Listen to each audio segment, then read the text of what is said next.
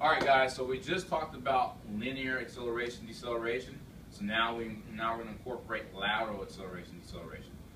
We want to make sure that the athlete's comfortable, at least exposed to linear first, because it's an easier component to learn, and then we can kind of introduce the lateral component. So with lateral acceleration, deceleration, the number one thing you want them to get used to before we add on to anything is shifting of their hips, okay, their body weight, okay, because if they're not properly shifting their center of mass, okay, center of gravity, they're going to have issues as far as stopping, changing direction on whatever playing surface or sport they're partaking.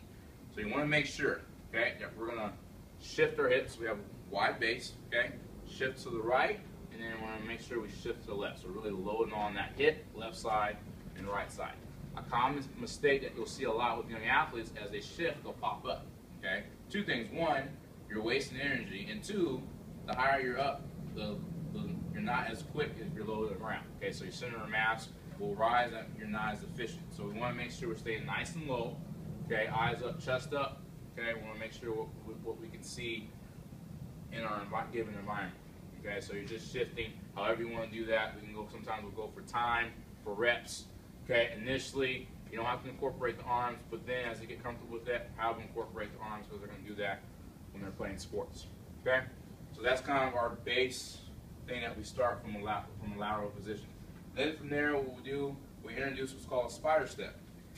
Okay, so all that's doing, now we're shifting our weight or shifting our hips in a more dynamic fashion. Okay, so let's start by, I'm going to lean, got my body weight to the left. Okay, now I can give them a simple cue of either holding my hand up, okay, visual or auditory. So this time I'll say switch. Okay, now the weight shifting on my right hip, left leg's out, switch. Okay, so once again we're just kicking out that leg, okay, and switching positions. Okay, I'm not hopping one side to the other. You'll see that a lot. Okay, my center of mass is basically staying under the same position the whole time. Okay, that's what's called a spider step. Okay, once the athletes become efficient in that, now we can add a crossover step. Okay, so if you're playing lacrosse, field hockey, or football, you'll use this step a lot in that given sport. So now we'll start with an even base, and now once again, depending on how you want to cue them, they're going to cross over. Okay, so it's a lateral run.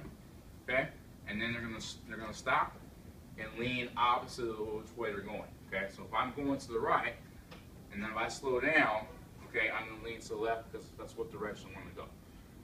So out of these three exercises, this one's probably the hardest to execute and pick up. Okay, but we want to make sure that we're able to do that, cross over and lean opposite, because they're going to have trouble figuring out what direction they want to lean in. Okay, so those are three exercises that we do to teach lateral acceleration, deceleration. Obviously, as they get effective at it, more effective at it, I should say, then we add magnitude, we add speed, we add different variables to make it more challenging. But that's our base, and that's how we teach it here at Fitness West.